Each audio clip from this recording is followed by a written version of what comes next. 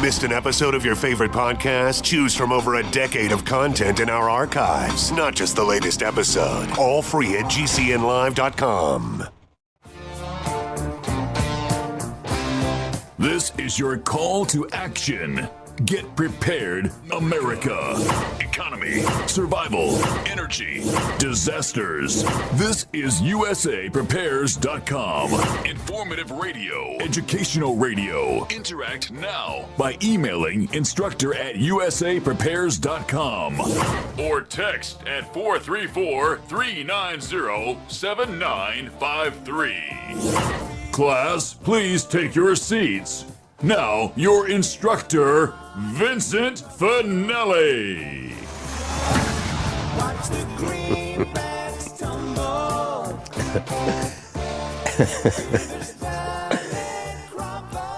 Everyone all set? Cocked? Locked?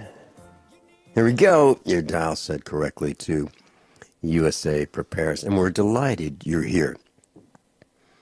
Broadcasting 2 hours daily, 9 to 11, Monday through Friday, Central Time, from high atop the Ozark Mountains in Missouri. There's a link to your instructors on the website, USAPREPARES.com. We've got a call-in line, 866-582-9933, 866-582-9933, and a listen line. And you may take us with you as you travel. 605-477-3249. 605-477-3249. That's the listen line. John is engineering the broadcast in Minnesota. I'm Vincent Finelli. Live from Australia, Guineith Isaacs is with us. Welcome, Guineith. Hello, Vincent. How are you this morning? I am really good well. to hear your And voice. it's great to hear your voice. And class, Guineith will be with us Tuesdays, hour number 1.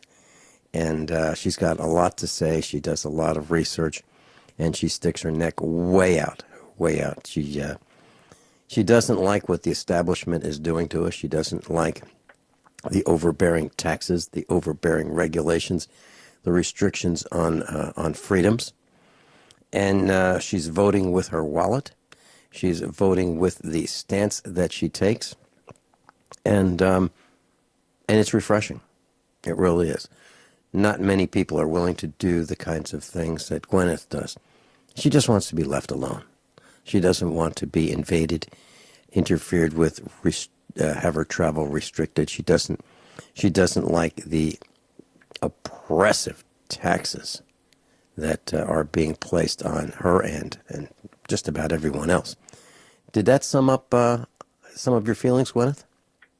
I think that sums it up pretty well. I'm right with you.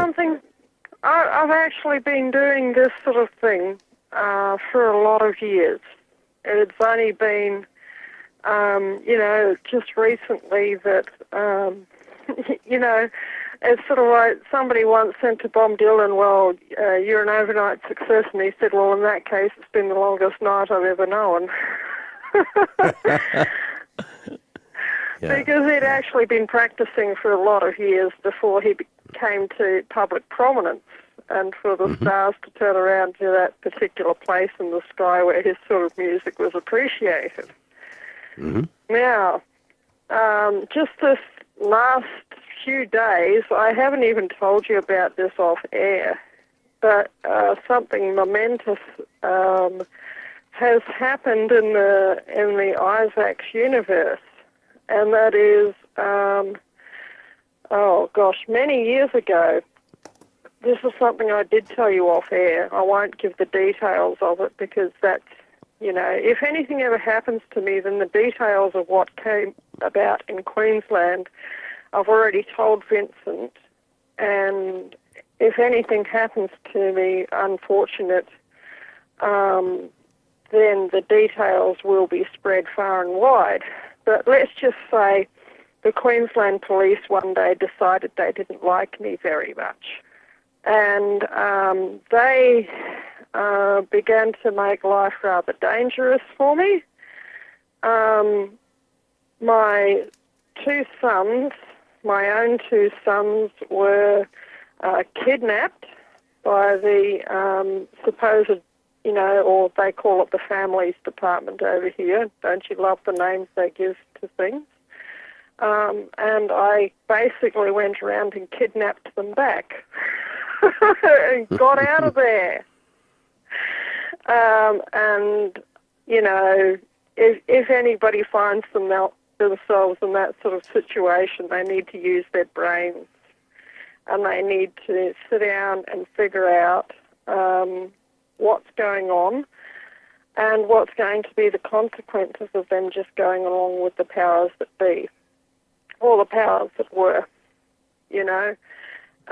But anyway, before any of that happened, what I mean is I knew that, the Queensland police were starting to make my life dangerous. I knew that I had to get my children back because one was a baby and 1 year old, and the other one was a toddler of probably around about 3. And, you can't leave children like that to the wind. But I also had 5 stepchildren at that time. My husband's children. My husband had died, a short time before, probably about less than a year or so before. And they were older. The youngest one of them was 10, and the oldest one was about 15. And I couldn't let on any of what I was planning, because one thing about children is you can't tell them anything, okay? Here is some homework. If you need to, if anyone does find themselves in this particular situation, they need to go and watch a video. Once again, you'll probably find it on Netflix. It's called Cry Freedom. It stars Kevin Kline and Denzel Washington. And it's about the story of a man called Steve Biko and Donald Woods. And Steve Biko was basically pulled over on a roadside stop one day in South Africa during the apartheid era, and he was arrested and bashed senseless to the point of where there was blood cells in his spinal fluid. And then the blue team loaded him into the back of a paddy wagon and drove him at high speed along dusty, bumpy country dirt roads through South Africa, probably, several hundred kilometres to Pretoria to a hospital. And, of course, by the time he got to the hospital in Pretoria, he was dead. And all of this happened within a matter of days. But I knew this. I'd studied Cry Freedom as my senior text in high school, for my exam for English. And I knew this at the time that we were doing the Queensland thing. You can't tell your children. And I was not able to tell the other Isaac's children before I left what I was planning. I needed to get the babies out of there. And I hadn't had any contact with them for 13 years. And they recently got in contact with Connor and Theo. And it's been, I'm glad that they've all met up again. But man, oh man, what a set of damage. If there's anyone in the police who is listening to this, you really need to see the effects of any corrupt behaviour that you're doing. It lasts for years. You police, you busted my family up. You really did, I'm just about lost for words, because there's a lot of really bitter feelings. I mean, I as best I could, I asked my stepchildren what they wanted to do. Did they want to stay with me, or did they want to stay with their friends on the island where we were living? And at that time they said, we want to stay with our friends. So I said, okay, if they'd told me they wanted to stay with me, I would have somehow worked them into the plan, you know, so that we could have met them somewhere. It's just really heartbreaking and sad, and I'm glad that all of the kids have met up again. But, you know, if there's anyone out there who is engaged in corrupt police behaviour, you need to look back behind you and see the damage that you're doing, because here's you know, 5 children. Well, one thing they did was they basically said to my sons, "We're very glad to see you, but we hate your mum." That was, in a way, it was the hardest thing to hear, you know. But I'm just about lost for words here, you know. All I can say to anyone on the blue team is, you know, you need to take a look at the road behind you to see the carnage that you're leaving, of human lives busted up, you know, of families destroyed, of people killed. And to my own stepchildren, if you're ever listening to this broadcast, all I can say is, you know, I apologise for leaving you there. I really do. I don't know what else to say. I did my Guineith, best to look after everyone. When you say you left them there, wasn't that their choice? Well, yes, it was. I couldn't have taken them with me. These were wild children, okay? And some of their behaviour at the time was bluntly criminal, what they were doing. I couldn't have taken them with me. It would have been like trying to hold oil in your hand. Mm-hmm. You know, but what can you say? You know what I mean? Let's talk more about it. Let's talk more about it when we come back on the other side of this short commercial break. Guineith Isaacs, live from Australia.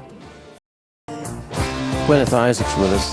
Guineith, you mentioned that I guess the authorities said to your children they were glad to see them, but they hated their mother, meaning you. My children, my stepchildren, said to my own children that they were glad to see them, but they really hated me, and that was something. It was difficult to hear. Mm-hmm. You know, they've all grown up. They're no longer criminally inclined. They've all grown up to be, you know, fairly normal people.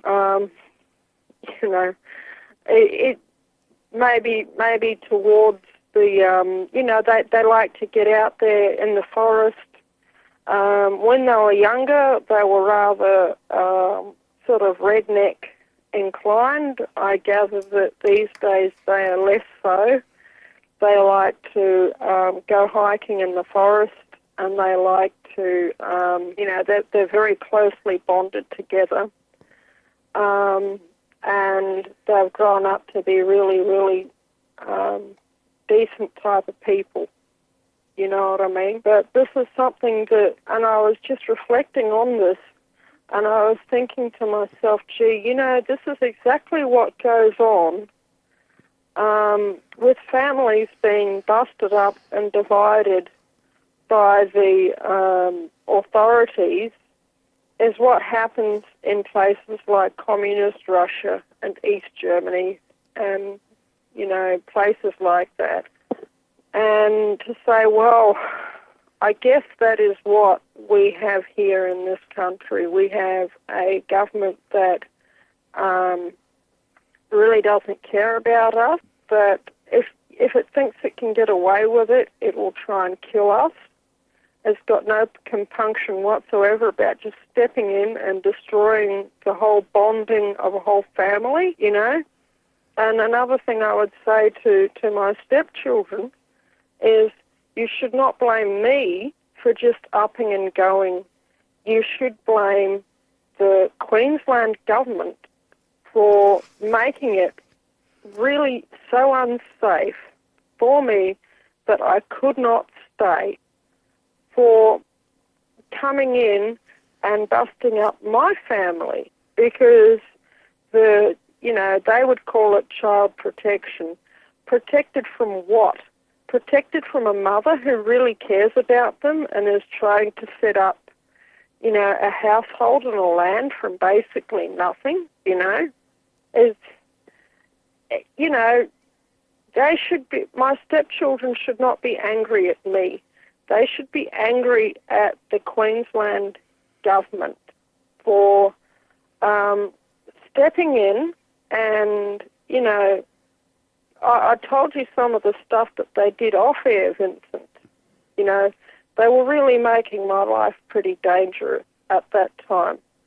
And I believed, and I still believe, that my life at that time was in imminent danger, and that if I didn't leave and get my children out of there, that it would probably have been quite short, and possibly my children's lives would have been short as well, They shouldn't be angry at me. I tried to do my best by everybody.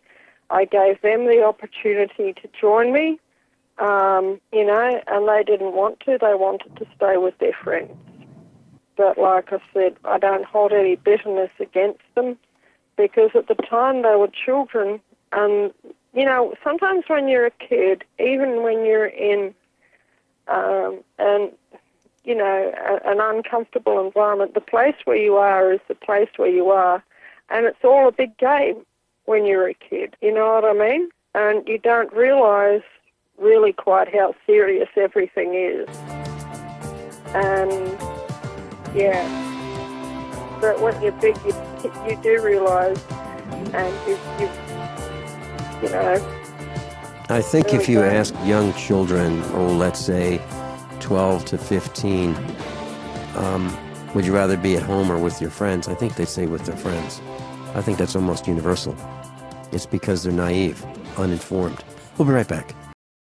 Guineith Isaac's with us, live from Australia, and she's been sharing a bit about her family and her children and her stepchildren. That's quite a situation. Guineith, you want to switch over to the economics of trying to operate a farm over there in Australia? Yeah, I would like to share something about that. I sat down and I did a set of sums the other day, okay? Because I was thinking, man, oh man, I know that this motor vehicle registration is quite something, but I want to figure out exactly what, how much it is costing your average farmer around here to register his motor vehicle. Okay, so I asked some farmer friends of mine what the registrations were on a tractor and trailer, okay, this isn't a farm tractor, this is a prime mover, to get the, and the trailer is a sheep trailer, okay, that you load your sheep onto when you want to take them to the slaughterhouse or when you want to take them to the livestock market or whatever. They still, I don't know if they have livestock markets in America, but they still have yes, them over here. We do. Yeah. And the answer that I got was, well, that's the registration on that one's about 2,000. There's about 2,000 on that one, and it's we'll stop for there. He also had a water cart, and he also had other various trailers as well. But to basically, we'll go with the prime mover and the sheep trailer, okay, to go on the back of the prime mover. This is 18-wheeler type, full size.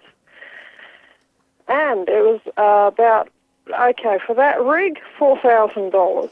Now, if you wanted to make $4,000 here out of sheep, you would have to, assuming that nothing went wrong with your flock, assuming that you didn't have to get the vet in, assuming that, you didn't have to feed out to them, assuming this and assuming you didn't have to spend any money whatsoever on them, okay, you would have to sell about how many? They sell for $100 each. So to get $4,000, you would have to sell 400 of them, okay? And that translates, those 400 sheep each need 2 acres of land in this part of the world to run around on, okay? And to not destroy the soil so that you actually have a farm ecology into the future. This is grass-fed land, okay? This is not factory farmed. And they need 2 acres each to run around on.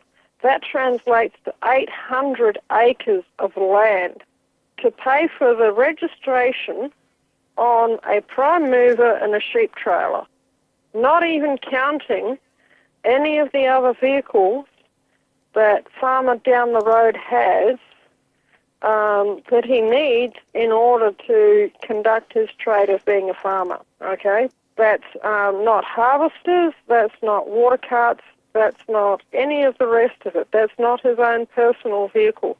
That's not a cattle trailer either. I don't know if he has cattle, but if you have a cattle trailer, because a cow is a lot bigger animal than a sheep, you need a different sort of trailer than what you'd have for transporting sheep, okay? You can't transport cattle so easily in a sheep trailer because they're just darn taller. You know that. Guineith, before you continue, 800 acres. Before you continue, $4,000 would be the cost of the registration. $2,000 for the tractor, $2,000 for the trailer, right? Yeah. Okay, and if the sheep sell for $100 each, you would need 40 sheep to pay for the entire cost. Okay, 40. 40. Now, at 2 acres per sheep, you would need 80 That's still 80 sheep. acres. Well, let's just talk about that. I got my sums wrong. Yeah. Well, that's let's just still talk 80 about acres of land. Well, let's just talk about that for a second. In our case, here at our farm, that would be roughly a third of our farm. So we would have to use, and that's assuming, that would be assuming that our farm were 100% usable for sheep. But it's not, because we have a lot of woods here. So in reality, if we wanted to pay a $2,000 registration for the tractor and $2,000 for the trailer, a total of $4,000, we would use almost our entire farm's usable grassland, almost all of it, just to pay the registration. And as you said, that's assuming there are bigger than what they are here. And that's assuming that we would not need any fuel to run the tractor or the trailer, no fuel to run the mowing equipment to cut down the saplings to keep the fields in good shape, no fuel, no tractors to drag manure through the fields, no machinery whatsoever, just to pay the taxes that you're talking about, the $2,000 plus the $2,000. Yeah. Well, like I said, I got my sums wrong. It's like I said, it's something like 2:30 in the morning here, and my math brain is not good. But yeah, the point, 80 acres, that's a lot of land. Heck, you can put 40 houses easily on 80 acres. And that's, like I said, that's not even counting any of the other vehicles that he has. Mm-hmm. You know, I'm talking, you've got to have if you want flatbed truck to carry round bale, and you've got to have a water cart to transport water from a bore to the various dams around your property. And if you've got any size of station, you're going to have roads going from one part of the property to the other. They're going to be public roads, you know. It's funny you say that. I bought a water buffalo for our farm, and it's about 300 gallons. And you might think 300 gallons isn't much. You know, those listening in class, 300 gallons, that's not a big tank. Well, it's a military surplus. It's made out of stainless steel. It's really, really heavy. When you fill that with water, it's incredibly heavy. It's hard to pull it with a truck. And, some people, when I bought it, they wondered, like, what am I growing? And where am I bringing this water? They probably thought I was raising some kind of an illegal crop. And that's not it at all. I expected a drought, and we had one. We had a massive drought. And I was literally bringing water every day, a couple times a day, to the cows, because a cow will drink 30 gallons of water. Yep. And if you have 100 of them, that's 3,000 gallons of water a day. Yep. And you've got to keep the water up for the cows, because if you don't, they have this habit of dropping dead. They do. So the point that you're making is very well taken. It seems like farmers in this country, in the United States, and I'm sure in your country, Australia, are working and working and working to feed the beast, to feed that machine, to feed those uniforms that just seem to want more and more and more. And it's a rort, because they're public roads, and the police here are actually a private corporation, which means that they are basically operating as highwaymen, holding people up and extorting money out of them for the purpose of using public roads. Yeah, and if you ask them, they'll say it's their road. They'll say it's government roads, but they're not government roads, they're public roads. They belong to all of us. I was watching part of a series with Mrs. Finelli. It's called Blue Bloods. And it's about the Regan family, not President Reagan, a family who is named Regan, and they interweave the Catholic faith in there. And it's one of the actors was the previous police commissioner in New York City, and then his son is the current police commissioner, and one of the family is a detective in New York City. Another one is a blue uniformed street cop. And another one is an assistant district attorney. So, law enforcement is the family business. And what the police commissioner, played by Tom Selleck, has said many times, he'll refer to the city of New York as my city. My city.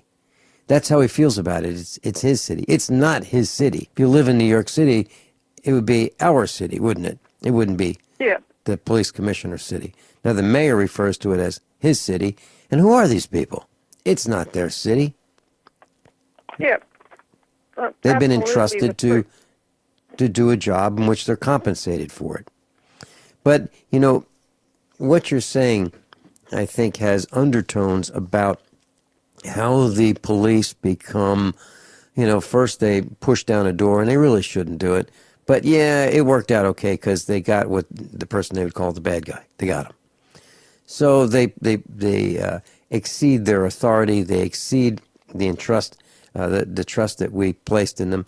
And it's a slippery slope. And they do it once and again and again and again. And pretty soon they're throwing people against hoods of cars, sides of buildings. They're beating people up, all in the name of keeping everybody safe. Yeah. It's unacceptable. And you mentioned a story about a man who was abused by the police, and we have our own example of that. His name is Freddie Gray. Now, Freddie Gray died. He was picked up by the police. He was put in the back of a paddy wagon, handcuffed, and unrestrained. And then they took him for a ride, and he rolled around. And by the time they were done taking him for a ride, he was dead. He was dead. And what did he do? Well, not much. Not much to be executed in the back of a paddy wagon. So, Guineith, what you're revealing in the economics of farmers, and it's not just farmers, it's the economics that we're all facing. We are being taxed out of business, and we're being regulated out of business. Are your fellow farmers in Australia finding it almost impossible to stay afloat in their farms? Yeah, absolutely. Mm-hmm. Every farmer that I speak with none of them are making a profit, okay? Any profits that they make that are genuine profits after they've paid into the government extortion schemes, then they generally have to go on outgoings to keep their farm afloat. Like, apparently, for an IBC cube, that's a 1,000 litre, cube, plastic cube in a cage, of Roundup costs about $3,000. And there's farmers out there who are buying an IBC a fortnight of Roundup to spray on their fields. Why? Why? To kill the weeds so that they can plant wheat. Mm-hmm. And then they bring the wheat crop in, and they might spend $150,000, $200,000, $300,000 on Roundup, and then they might bring in, around about that same amount in the wheat crop. Mm-hmm. And I said, you're kidding. And, like they might bring in like $400,000 on their wheat crop. These are big, big farms, okay? These are thousands and thousands and thousands of acres, because this is Australia. And anything less than about 5,000 acres around here is more or less considered a hobby farm, okay? So, and many of the farms around here are 10, 15, 20,000 acres or even bigger. And even that, by Australian standards, is fairly small. You got the Kidman, Nicole Kidman's father. He owns a little patch up in, where is it? I think it's around South Australia, heading in somewhere between South Australia and the Northern Territory, and I think he has about 1 million acres up there, Nicole Kidman's father, Anthony Kidman. And they actually have an inland highway named after them, after their family, which is the Kidman Way. So the farms around here in Australia are big, okay? But even so, for the government to step in and say, right, you are going to use 80, 120, 160, 180 acres of your land to supply our coffer, and then that farm down the road there, he's going to use 80 acres of his land, and that farm over there is going to use 80 acres of his land, and so on and so forth, all around the country. That is absolutely disgusting. How dare they? How dare they do that? These are people's private freehold land that in many cases has been in the family for 100 years or more. So their fathers farmed the country, their grandfathers and great-grandfathers farmed this country, and the government is absolutely destroying the profitability of farming in this land with their extortion racket. We were talking about just the taxes of $4,000 on an 18-wheeler tractor plus a trailer. Well, think about this. Think about buying the tractor, a farm tractor. You can spend easily $40,000 for a small one, close to $100,000 for a larger one. Yep. That's just for the tractor. Now, you need things to use, you need the implements. And add some more money to that, like $25,000 or $20,000 for a baler. It doesn't stop. Guineith, thank you so much for another way of doing things. Yeah. Thanks so much for being with us. We'll see you next Tuesday, hour number 1. Coming up next, God bless you. Rich Bye-bye. Scheben's coming up next. Bye-bye. Everyone all set? Cocked, locked, hour number 2 of USA Prepares. Rich Scheben is joining us. offgridmontana.com. Welcome, Rich. Well, thank you, Vince. It's always a pleasure being on your show, buddy. For those who haven't heard, Rich Scheben has been to the farm. We spent some time together, and we've walked the farm here in Missouri, and it's always great to be with you, Rich. And I was thinking, I heard a story a couple days ago about two people I know in the East Coast, and one of them works in the financial district in or around New York City. And he and his dad are making a special trip. They're going to the mountains in Utah, and they're going to be snowboarding. And it's a really fun time for them. They're going snowboarding, and they're going to hop on an airplane and fly all the way out there, and 4,000 miles round trip or so, and they're looking forward to it. It's a big deal for them. Well, let's contrast that to, you can do that pretty much any time in the winter you feel like it when there's snow, right, if you wanted to.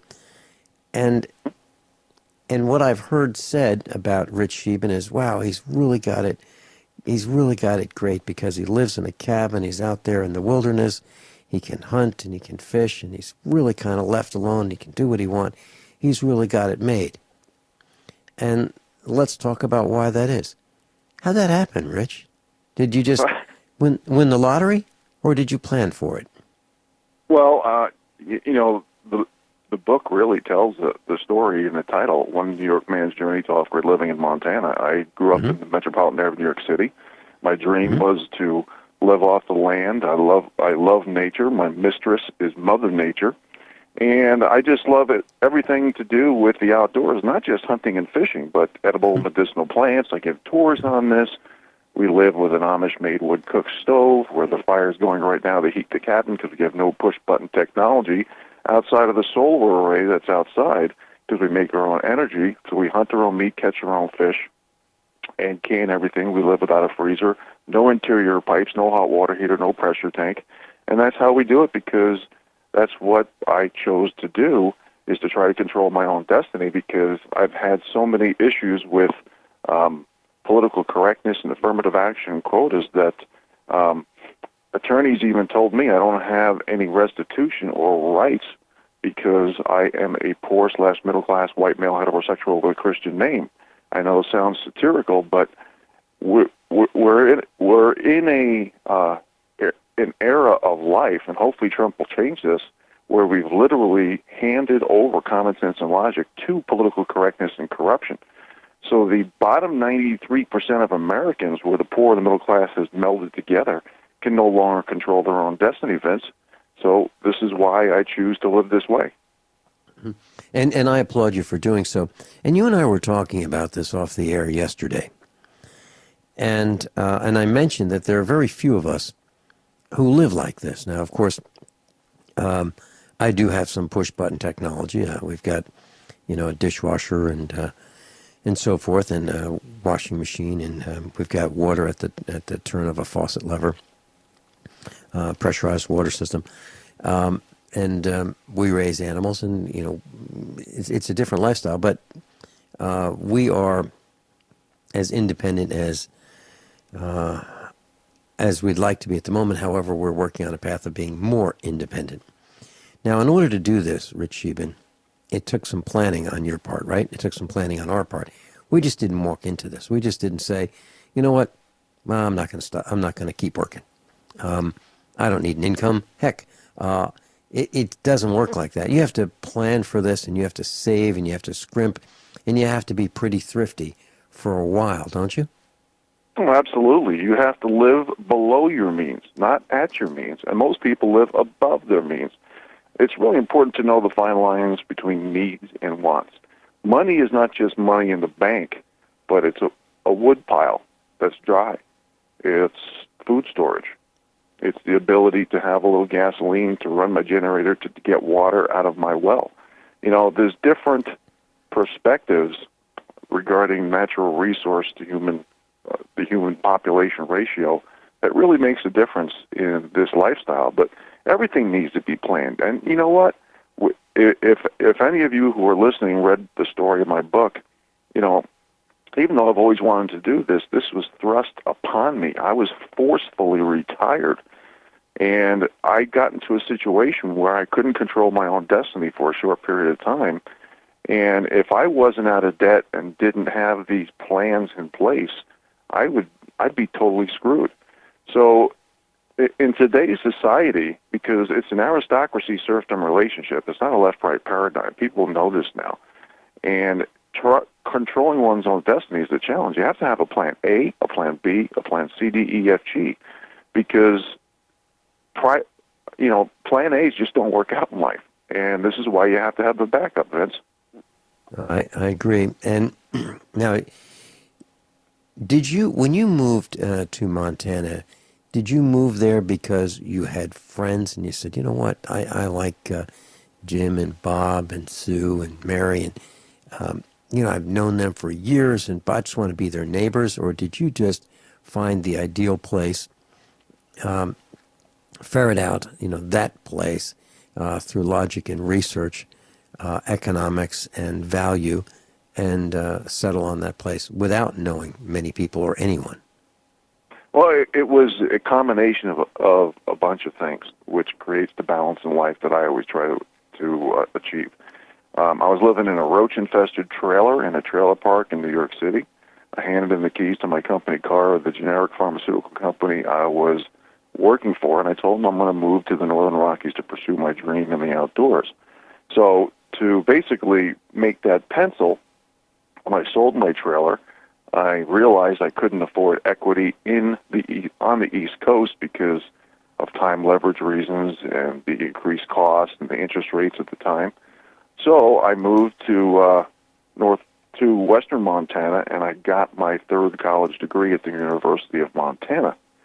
I was a unconventional student, or whatever you call somebody who's older in your upper 20s, but I got my last degree, and I got back into the pharmaceutical industry. So when I was buying my time and looking for my plan Bs in life, if you will, I was trying to be productive and get that extra degree, and while I had work experience as well. So that's the route that I took. And sometimes you just gotta knock on doors. You just never know what plan B or C or D is going to arise, and you got to take advantage of the opportunity. And that's one of the things I think we're going to talk about today is the economy, which is definitely not in the favor of the middle class, Vince. Well, let's talk about that now. Talk about what your take on the economy is. I can tell you that I just got off doing a 1-hour broadcast with Guineith Isaacs from Australia, and we were talking about just how much it takes in raising farm animals, to pay taxes just on a tractor and a trailer.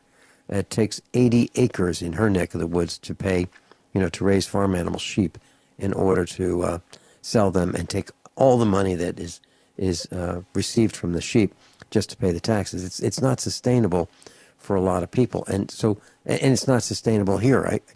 I'm trying to think of a single farmer I know who doesn't have a job in order to keep the farm. Seriously, it's getting tougher and tougher for those of us in the middle class, and I blame that squarely on Barry and the Bandits and his predecessors. Mm-hmm. Absolutely. Well, the last administration was definitely a demolition team. I mean, I just read an article this morning where he gave $220 million to Palestine in the last hours of his presidency. It's pretty obvious that his allegiance and alliance was not to the American people, especially the bottom 93%. In fact, his alliance was to create distractions, dumb down, and divide the American people by group, because he was bought and paid for by the aristocracy or the globalists.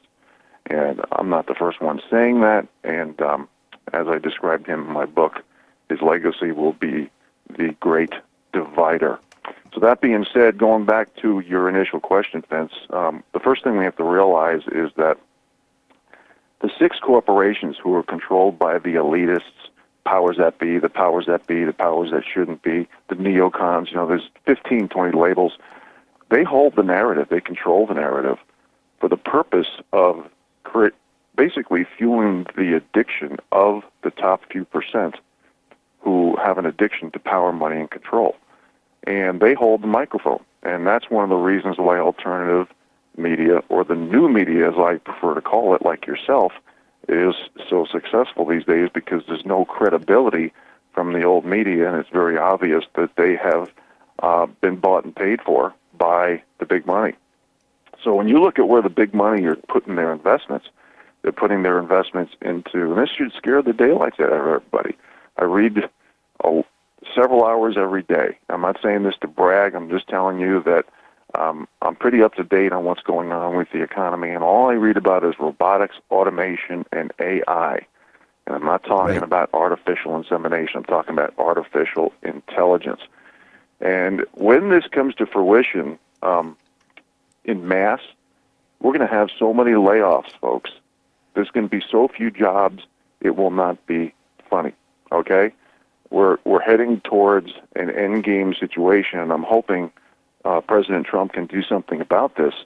And I hope his people are listening to programs like this, where we can have a guardian of the middle class and go back to self-sufficiency. And that's some of the ideas and solutions I'll talk about towards the end of the show if we have time. But what I want to do, Vince, is just talk about some of the issues that are facing us, to put my ideas and solutions in context after the break. Rich Sheben's with us. offgridmontana.com. You can buy his book on amazon.com. offgridmontana.com. We'll be right back. You know, Rich, at your website, you say the collapse of civilization is a fun place to visit in the movies, like Apocalypse Z, or books like Alas, Babylon, but I wouldn't want to live there. I totally agree with you. And you say that we've got some issues facing us. Let's talk about that. Well, yeah, you know, I'm just going to address what you just said. I don't remember that being on my website, Vince. I'm just wondering if... well, it is. It says one man's journey off the grid and on target, one man's response to political correctness. Is it say one New York man's journey to off-grid living? It says... my website is offgridmontana.com.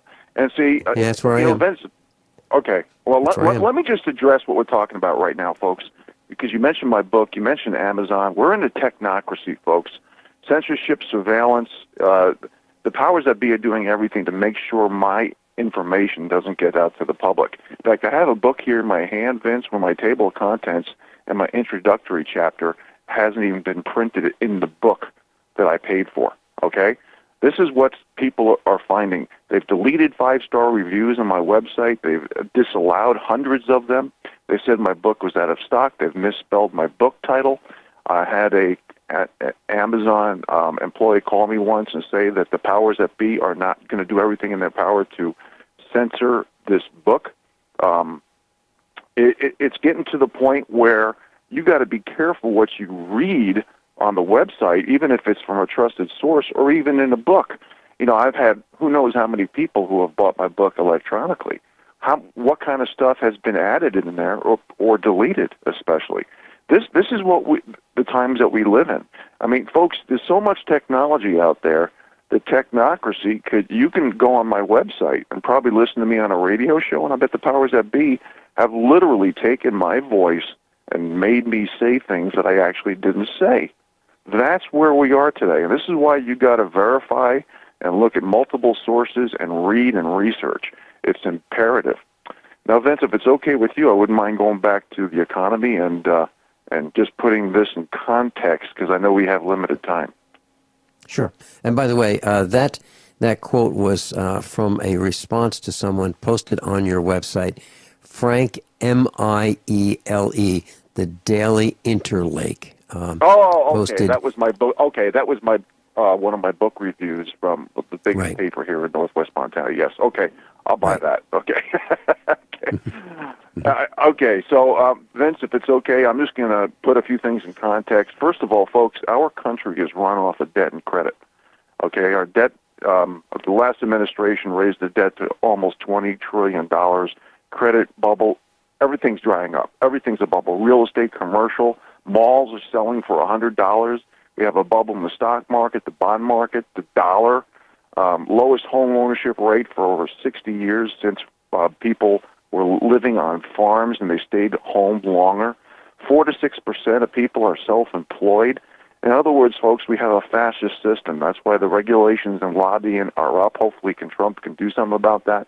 We have the big corporate oligarchies in bed who have married big government, and they're doing everything in their possible to keep them 93% as slaves. If you look at population demographics from an economic standpoint, 40% of people can't come up with $500. 50% can't come up with $1,000, and 69% have less than $1,000 in savings, folks. The middle class is not only melding with the poor, but they're paying the poor's bills. Okay? They're the debts that are accruing from illegal immigration, refugees. The middle class is paying the bulk of this.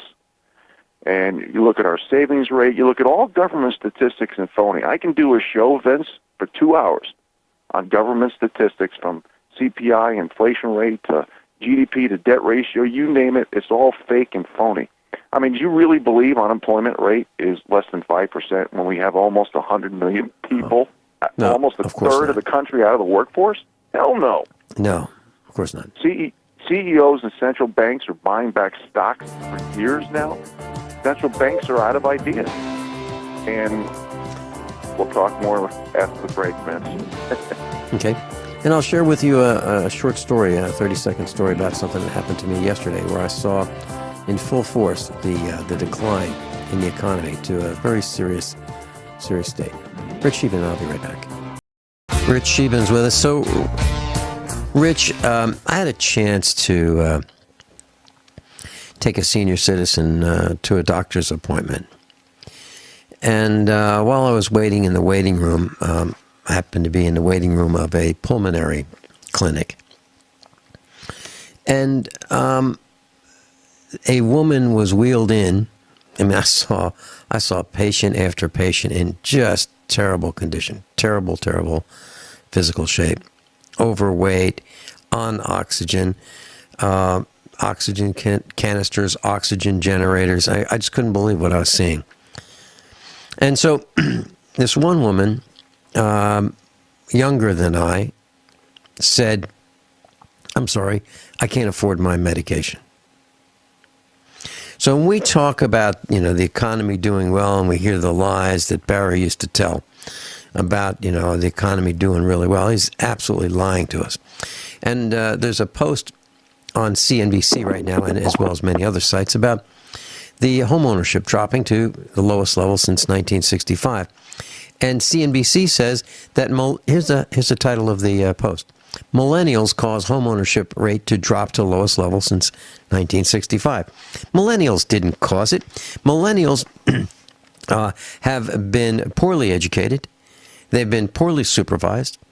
And there aren't many opportunities for them to become gainfully employed. I mean, who's looking forward to flipping burgers?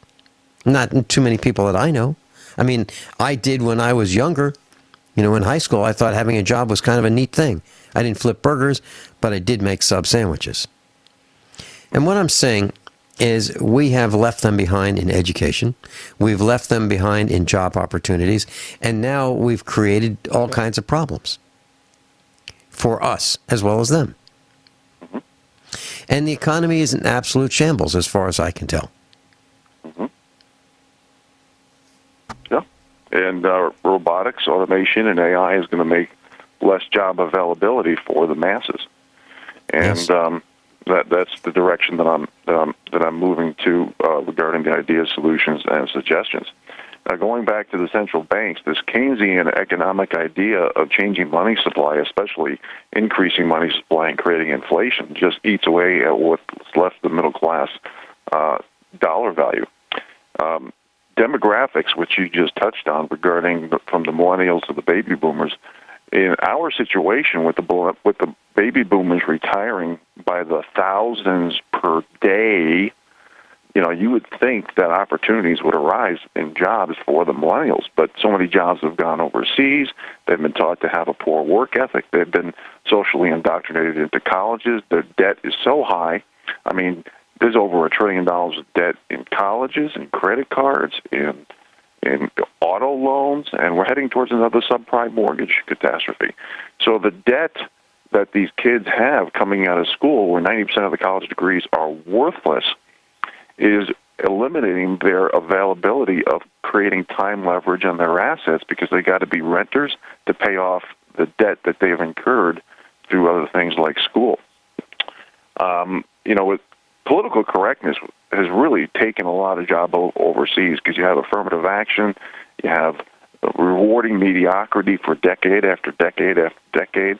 You have a joke in the hallway or a compliment on somebody's attire, and they go to HR and contact lawyers. How the hell can a company compete in a supply and demand market in that situation? We don't have supply and demand. We don't have free markets. Fundamentals, markets, everything's gone. Central banks are buying debt, housing, businesses, governments. This is a very, very dangerous thing when the central banks start owning the world. And this is why the powers that be are distracting, numbing down, and dividing us by groups. And this is why I always say, as one of my mottos, we need to have the same rules, laws, and accountability for every individual on American soil. But we don't. We have a separate tiered system of rules, laws, and accountability based on victim group status. It's got to stop.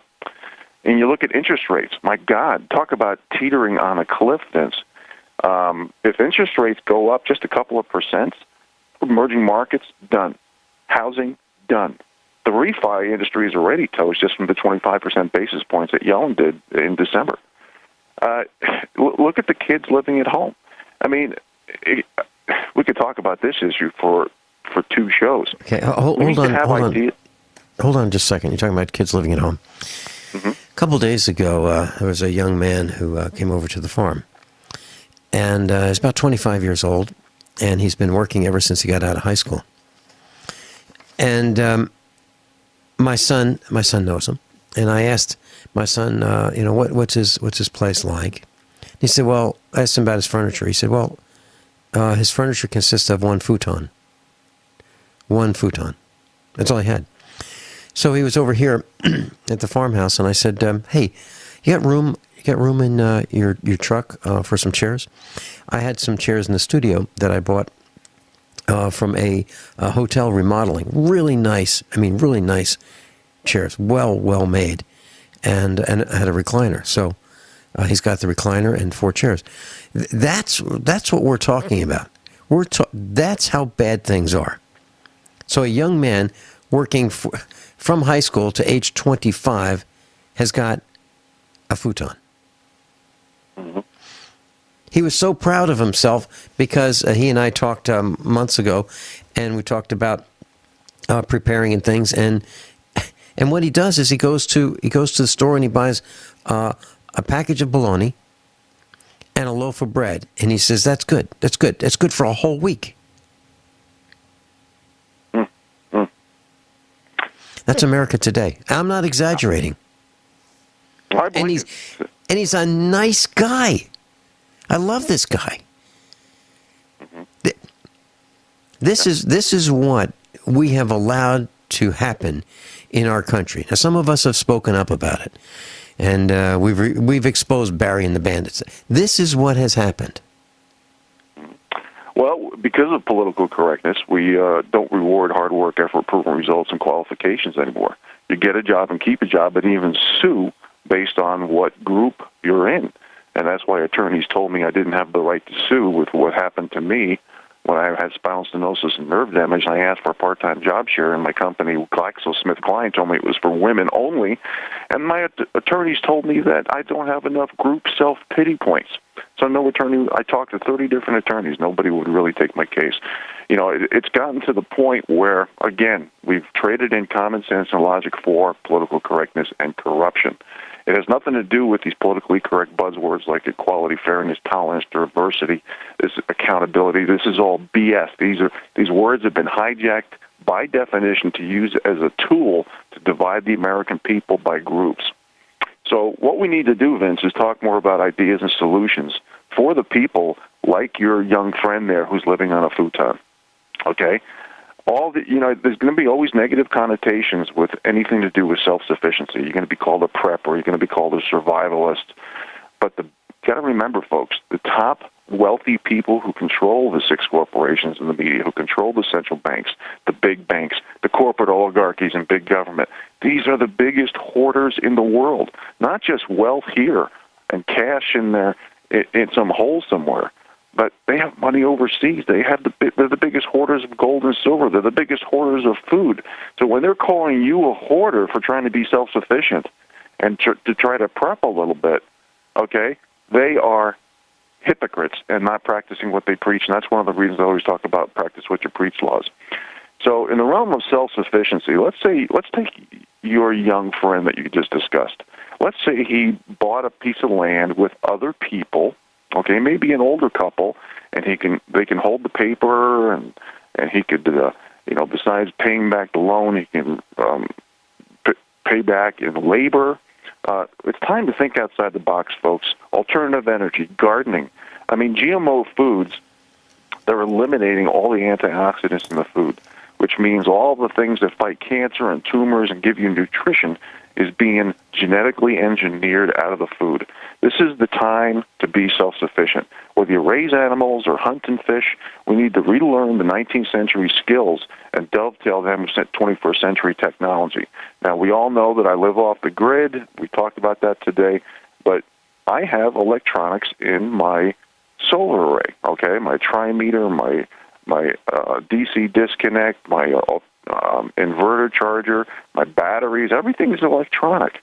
So I use 21st century technology, but I am relearning the 19th century skills that I can dovetail with new technology, which gives me more self-sufficiency and preparedness.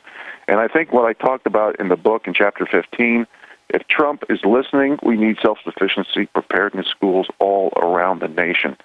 Now, Vince, there's so many wild cards. We can talk about economy and ideas and solutions and suggestions for many shows. I'm trying to throw everything in to this 1 hour. But, again, the elite has an addiction to power, money, and control. And all these wild cards, are we going to go into a deflationary, stagflationary, hyperinflationary? What about the money printing? What about the bail-ins and the QEs and the stimulus package, or the bailouts, I should say? And the bail-ins, the negative interest rates, confiscation. Electronic money is going to be an end for cash. If that happens, there's a dagger in the back of the remaining middle class, because there's going to be no accountability for banks. What about silver and gold? There's a reason why they call the COMEX the CRIMEX. What about cryptocurrencies? What about the world reserve currency, which is our dollar? What about all the bubbles that we talked about? Folks, we can't keep saying, what's the Fed and the IMF going to do? There's no rule of law in this country. Rule of law is only based on what group you're in this country, okay? We need to start getting together and talk about, what are we going to do? What is the poor and the middle class going to do? What's the bottom 93% of the people going to do? We have to get off our asses and stop watching television and the iPhone, which the average American's spending 7 to 8 hours a day on. We need to start reading and researching and sharing information, getting on the horn, getting on the radio, writing books, giving talks, and trying to give ideas and solutions and suggestions to the American people. And I think it's time to think outside the box, and we can't just rely on brain strategy and a plan of action. We have to have guts. We have to say things that the powers that be do not want to hear. We have to make the government productive and create light at the end of the tunnel programs and reward the people who pay taxes, pay back their loans, pay back their debt. Yep. And I can tell you what this young person is going to be doing. He's going to be moving back home. He's going to be moving back home because being out on his own, trying to buy a house, a fixer-upper, it's too expensive. We'll be right back. Rich, I've got a question for you. I feel like I've failed in many, many ways, and I just give you a couple examples. You've been to the farmhouse, and we've had some roundtable discussions in the kitchen with some really, really bright people. I'm talking about Matt Stein and Rick Miller and John Stadtmiller, and so a lot of us have been around the kitchen. Aaron Dakins, a whole bunch of us. Ed Marvini. Anyway, so I've worked with the Industrial Development Authority here in our county, and they threw me out trying to get them to understand that we need to work together. I've met with the Lions Club. They had it with me because I talked to them about preparedness and for our little village, and they said, geez, just give him 2 minutes, no more than 2 minutes, because we're sick of hearing him. So I left the Lions Club. I've had meetups for over 5 years, every week teaching people how to do all kinds of things, almost everything they need to know how to do. Had in great speakers. I mean, I'm talking about brilliant people. Norm Shealy, Joel Wallach. Just so many of our instructors have been instructing at the meetups.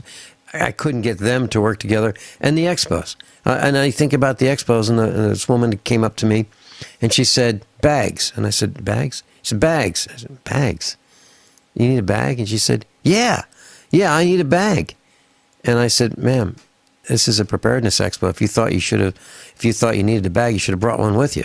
She expected us to provide bags, handing out people, giving them bags so they can pick up whatever they decided to purchase or carry along with them. What I'm saying is it's really tough to get people to prepare for their own survival. Are you experiencing the same thing in your neck of the woods? Well, first of all, I want to commend you on everything that you've done, Vince, because I'm well aware of everything that you've done for your community and the American people. You are a true patriot. So that being said, I think all we can do is just keep trying. I mean, there's a lot of things that people say, oh, that'll never happen. But yet, look at people, Donald Trump, he got elected. That was never going to happen. Right. Look at all the middle-class bailouts to the banks and Wall Street and all the big corporate oligarchies. Why can't the American people demand that if we do have negative interest rates, it shouldn't be for middle-class confiscation of funds, but it should be to give cash back from the banks that we bailed out to the people who take out loans? Why can't the American middle class get together and say, hey, let's vote on hoarding wealth? How much wealth should the average should all these wealthy Americans have who have funded both ends of the wars, who are funding the protests like the George Soros and the Rockefellers and the Rothschilds? Yeah, his real name is George Schwartz. His real name is George Schwartz. Mm. So, I think that conversations like this, radio shows like yours, and I definitely feel that people are waking up and people are fed up and people want to create plan Bs and Cs. And what I would love Donald Trump to do, if anybody's listening in his cabinet, we need middle-class representation. We've never really had it. He needs to appoint, not a czar. If he wants to increase his cabinet, I'm not a proponent of increased government regs or increased government anything because it's so corrupt. But one thing would be really good is a middle-class guard or guardian of the people. That would be the faculty and a class of USA Preparers. That would be his best shot. Mm-hmm. I'm serious. I'm talking about you, Rick Miller, Joey, Matt Stein, Joel Wallach. I mean, there's one in every category almost. I think that'd be awesome. Mike Ma. Mm-hmm. Yeah. So all we can do is give ideas, solutions, and suggestions to the people. We have to make the people draw a line in the sand, have zero tolerance for political correctness, and say, I want to control my own destiny, whether it be food, water, jobs. We're in a position where hard work, effort, proven results, and qualifications no longer matter in America for getting a job, keeping a job, or even getting restitution or rights for personal rights for rule of law. This all has to change. I'm hoping Trump will change it, but he can't do it alone, folks. Everybody needs to pick up the microphone, challenge the narrative from the 6 corporations that are controlling all the talking points, and we have to speak up. Vince, thanks for having me on the show, buddy. Right, you are. I couldn't agree more. We haven't been represented for decades. We've been left, stomped on, taxed into oblivion, oppressed, and it's time that changes, like pronto. For Shealy, thanks so much. One New York man's journey out to Montana. Offgridmontana.com. Thank you so much, Rick.